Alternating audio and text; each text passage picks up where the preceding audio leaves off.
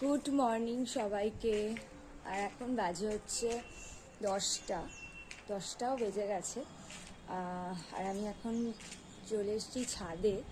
এই ঘুম থেকে উঠলাম, মানে ঘুম থেকে উঠেছি অনেকক্ষণই বলা যায়, বাট এতটা ঠান্ডা, মানে মা সকাল থেকে বলছে আমি শুনতে পাচ্ছি, বাট আমার এই কম্বলটা ছেড়ে ওঠার আর সাহস হচ্ছিল না, যার কারণে আমি শুয়েছিলাম। আর এই সাহস করে এখন উঠলাম, উঠে একটু ছাদে এলাম। মা বলছে ওঠ ওঠ, দেখ বাইরের মানে কী বলবো, মানে কী বলবো পরিস্থিতিটা দেখ কতটা মানে মেঘলা করে আছে, আজকের রোদ ওঠেনি একটু। তো সত্যি আমি উঠলাম, উঠে দেখছি একটু রোদ ওঠেনি, মানে আরও সকালে নাকি একটু কুয়াশা টুয়াশা ছিল, বাট এখন প্রচণ্ড হাওয়া দিচ্ছে, আর ছাদে এসছি তো মানে আরও হাওয়াটা লাগছে।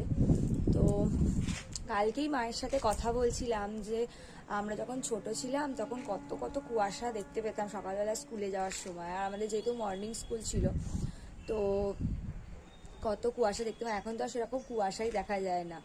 আর আজকেই এইরকম ওয়েদার সকালবেলা,